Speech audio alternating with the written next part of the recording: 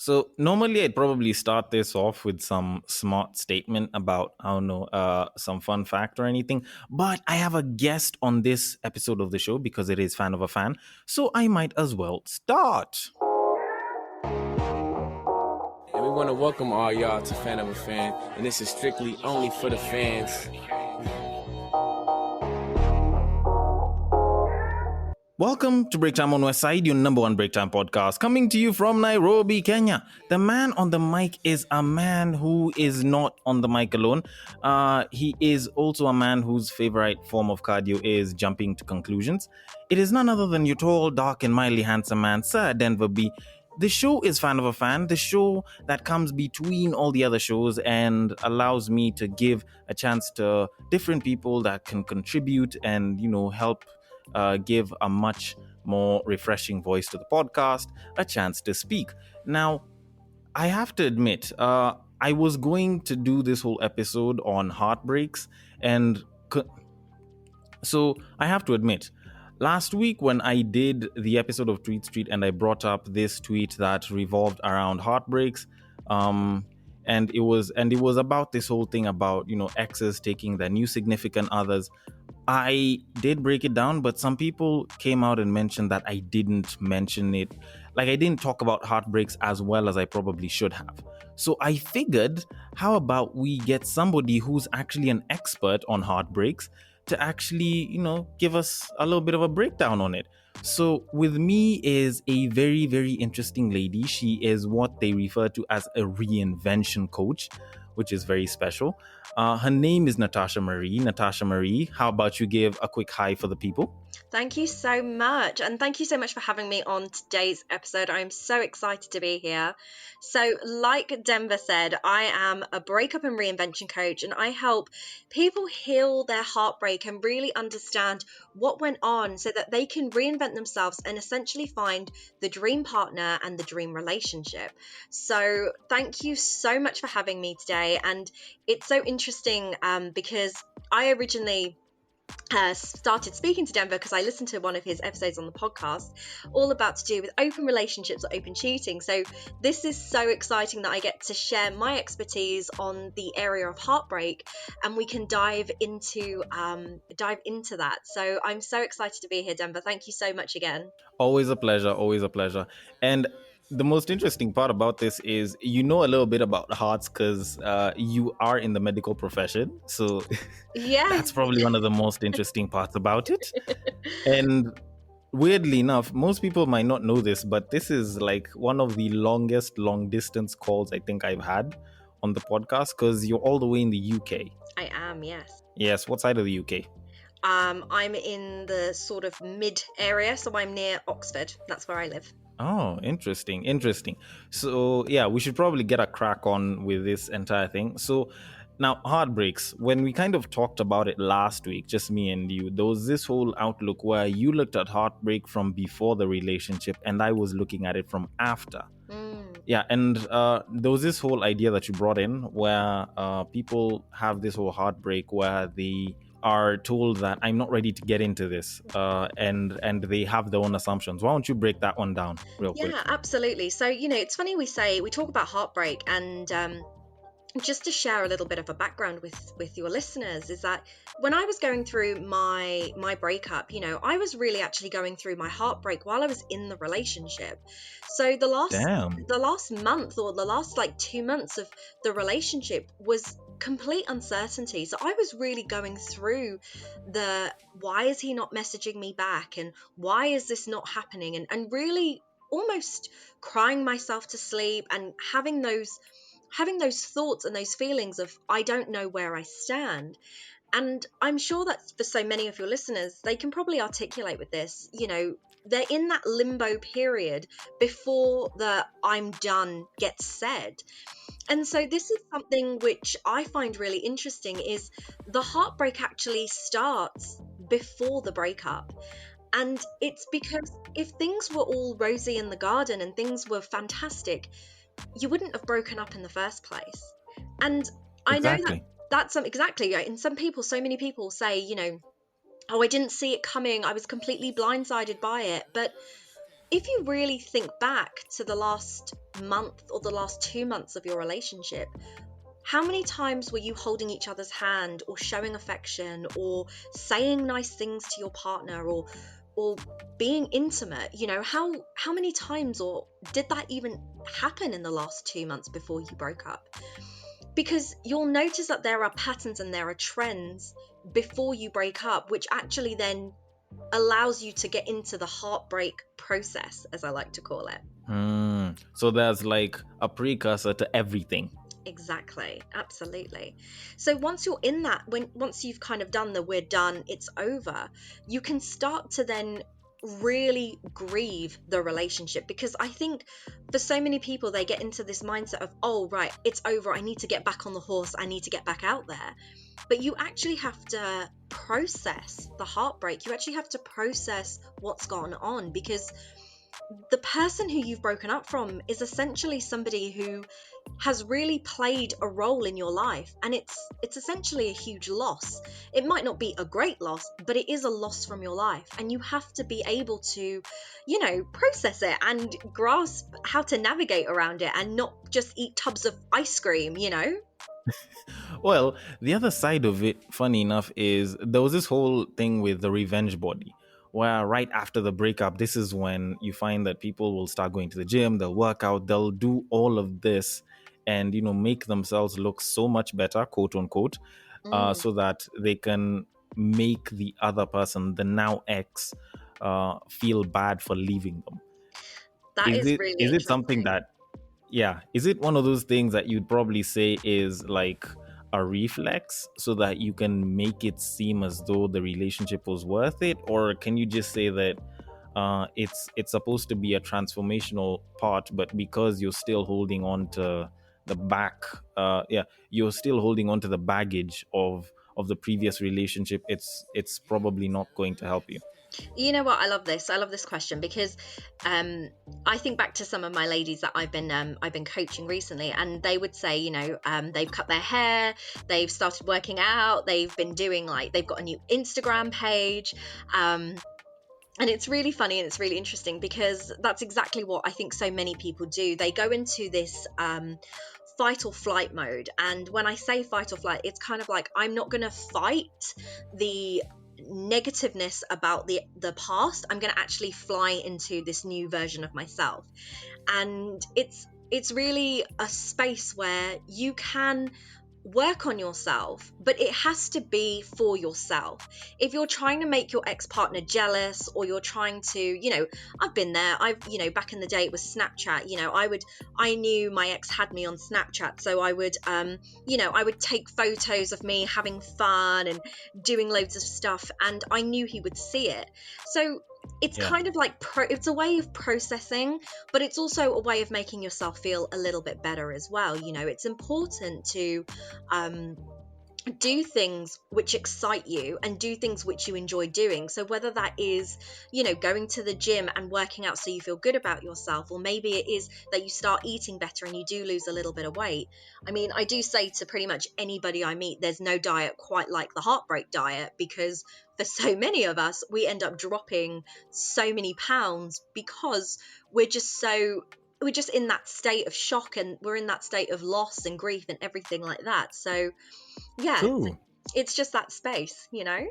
Yeah, so would you advise the revenge body, or would you say ditch the revenge body and just focus on like having a clear mind and moving on? Yeah, do you know what? I would just reframe it, and I would say come away from calling it the revenge body, because there's just so many negative connotations around revenge.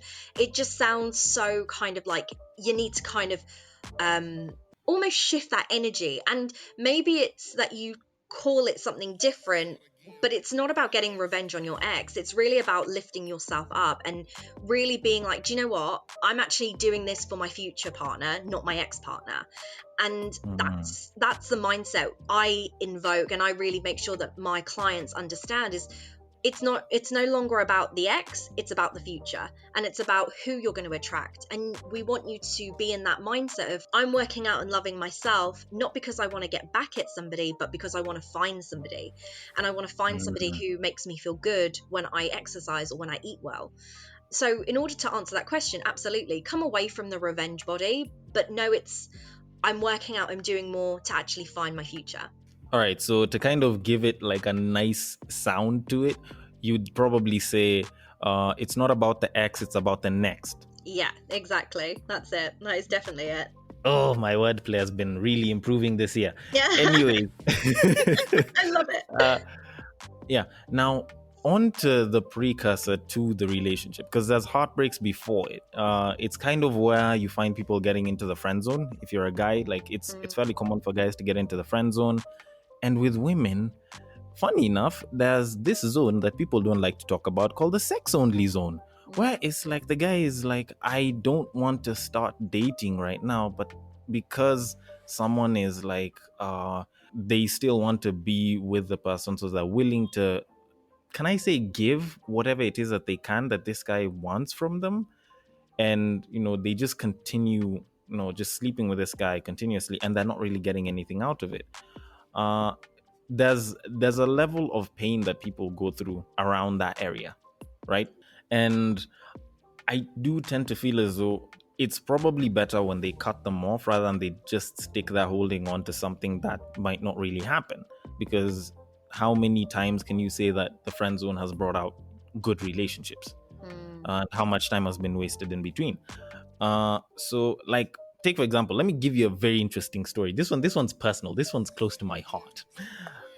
So back in the day, a couple of years back, there was this girl from around where I stayed, and I really, really liked her. And I'd talk to her as much as I could. I'd spend time texting her, calling her. I'd go to her place whenever I could. So it's one time, us guys got like mildly intimate, and because I had feelings, like I thought things were going to the next level. So following day, I go to her place. I go to spend time with her. I try reaching in, and then she suddenly backs off. Then now this whole bit of, wait, I think we need to talk about this comes in. So I listen to her, and she's like, so whatever happened yesterday was a mistake, because I actually have feelings for my best friend, and I don't think me and you can work out. That brought in a certain special level of heartbreak, because I really, really felt something for this girl. And I'm sure this is something that happens to a lot of people. Now, the dumb part about it was, and dumb from me, was that I pulled back. First, it started to hurt. Then I accidentally reassured myself that, you know what, probably she wants me to work a little bit harder. And this is something that you once said that a lot of the female species like to do. So that's really funny you say that, because I would personally say, and this is speaking from my personal experience being the woman in that situation, don't work any harder. And I know that sounds really silly, but a woman, and this is coming from my own personal experience, the reality is, and this goes for men and women, if somebody is telling you what they don't want, I'm not looking for a partner right now, I'm not looking for a relationship right now, they're not telling you, I want you to be my next partner, I want you to be my next relationship. Now, we can spend weeks, months, if not years, chasing after that person who has all along said to us, we don't want anything from that. Now, you could very well have worked a little harder, and you could have well then seen where it goes. But if you're investing all your time, and you're investing more than a couple of months in this relationship, when you know she is making it clear to you that she is interested in her best friend or her mate or whoever it might be, it's time to really think, she doesn't actually want me to try harder, she wants me to back off. And it's really about identifying what she's saying and listening to what she is saying, because we're very good at listening, we're very good at hearing, but we don't listen. So, True. I've been in this situation where in fact, it's funny, because with my current partner, when we first started dating, I was messaging my current partner, but I was also, one of my good friends at the time was also trying to pursue a relationship with me. Now, this is not to make me sound like Ooh. I have a big head and, oh, look at me, all the boys are after me. That's not what it was about. But I didn't feel anything towards my friend, and I had to make that very clear. But that relationship was still being pursued, and it gets to a point where, as a woman, you don't know how else to say back off. It's not going to happen. And what that does is it tarnishes what could have been a good relationship. So you could very well have formed a good relationship with this girl, even though she wanted to have a relationship with somebody else. But because you potentially might have kept pushing and pushing and pushing, she then's like, can you back off? Like, I don't want this at all now. I don't even want to be your mate. Damn. And it really puts that in, it puts it into perspective of how anybody, not just men, but women as well, need to listen. You know, if a guy is telling you he doesn't want to be in a relationship, he doesn't want you to try to change his mind and convince you that you're going to be more than just maybe a bit of fun. You know, you're not going to change his mind. And that's why having Yeah. these open conversations before you have not before you have sex, but these open conversations about what you're looking for in the early stages of dating, so that you can navigate around what it is you're looking for. True. I do totally stand for that. I think knowing what it is that you want before you get in, whether it's the bedroom, whether it's going for a date, whether it's progressing from the date, I think should be put in like proper context beforehand. Yeah, definitely. And now kind of moving it on to like the next part of it, because there has to be a coping mechanism, because you can't exactly run away from heartbreak is gonna find you whether you like it or you don't. So okay, considering that, I know here in Kenya we've had a couple of standout cases in which someone who has gone through some level of heartbreak has actually done quite a lot of damage to themselves, some even going as far as committing suicide. So what would you say are probably the best coping mechanisms for like getting through a heartbreak, whether it was the girl that you wanted or the guy that you wanted that didn't want you back, or the person that dumped you in the relationship, or just the relationship having ended yet you probably wish things could have been better? Yeah, absolutely. And first of all, I'm really sad to hear that people are taking their lives because a relationship has ended. And please know that I'm not a medical practitioner. So to do anything when it comes to suicide, please, if this is when you're listening to this episode, please go and seek medical or professional help from somebody if that is the thoughts that you are having. And there are some amazing places out there where you can get that support. In terms of coping mechanisms after a breakup, you know, I think the interesting thing is one thing I am a huge like cheerleader for is Yeah. working on yourself. And I mean that from a space of start enjoying your life so much that you forget about your ex and what they're doing with their life. Because the reason why you're so caught up on the heartache and you're so caught up on the heartbreak is because you either feel like you're never going to find anybody better, or you feel like the past relationship was so amazing and you're afraid to be alone. You know, there are loads of other reasons, but those are two of the main things that I hear. And the reason why I'm saying this is because enjoy your life. Start to do things for yourself. That's the first coping mechanism I would say to anybody. Put yourself out there and have fun. And I don't mean get back on the horse and start dating. I mean, go out, interact with your friends, interact with your family. I know obviously in this current time of life, it's really difficult to do all the normal things we used to do, but start to form amazing memories which are for yourself, where you can look back in 5 years and be like, oh my God, do you remember when I did ... Maybe it's you painted your house, or maybe it was you went on an amazing like walk with like one of your friends, or you just made memories which have nothing to do with your ex, but everything to do with your future and yourself in this very moment. And anybody who's really struggling to sort of get out of bed and, you know, they're just really struggling with the heartache, the first thing I would say is take some time, like I said at the start of this episode, take some time to actually grieve what's gone on. Actually process the heartache, really feel into it. And if you're sad, cry. If you're upset, scream. If you're angry, shout. It's okay to have those emotions. The thing I would always say is sit in that space for as little time as you need.